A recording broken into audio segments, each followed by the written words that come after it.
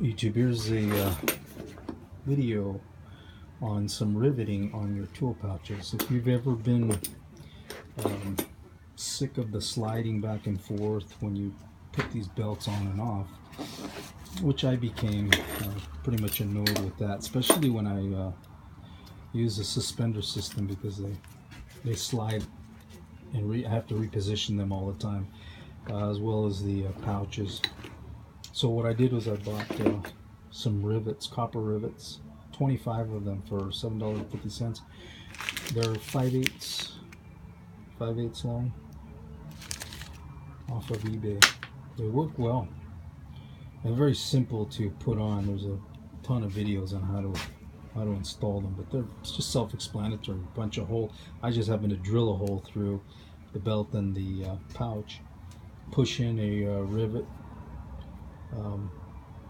punch down on the washer over the rivet, smashed onto the leather, and then cut it and peened it with a little ball peen. This is not a ball peen, this is a mini sledge, but I just used some stuff that I had laying around to get over the rivet and push it down onto the leather, and the same with the washer.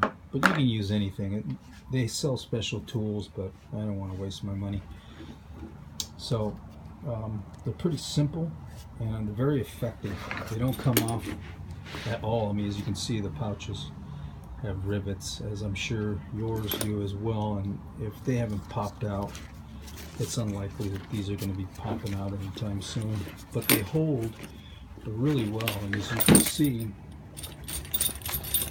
normally these things would be moving around and sliding around, but they're so secure that I can just hang this up or drop it down, and you know, as you pick it up, nothing moves. It's beautiful. So I did the same thing to the bigger pouches that I have. Even though these have a 3.5-inch belt, and most of the pouches stay more secure on this because it's a wider belt. I did it because there was still some movement with these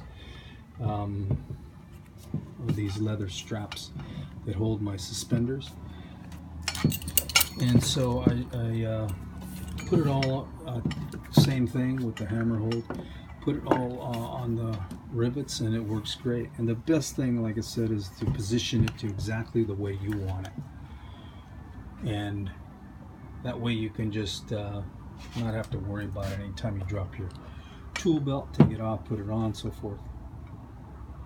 So hopefully that'll help you out if it's something you want to try. Obviously, if you think punching holes through your tool belt is ruining your belts or your pouches, then not something you want to do. I don't plan on selling my pouches or my belt, so I'm not concerned about that.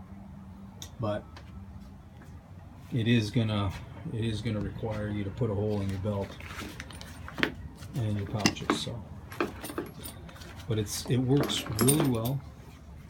I think it's a smart idea. I saw a guy on YouTube do this with the brass rod and washers, except out here in Southern California, that brass rod is like $6, and the washers, 25 of them, amounted to $5. So it was more cost effective to buy 25 brass or 25 copper rivets, for me anyways.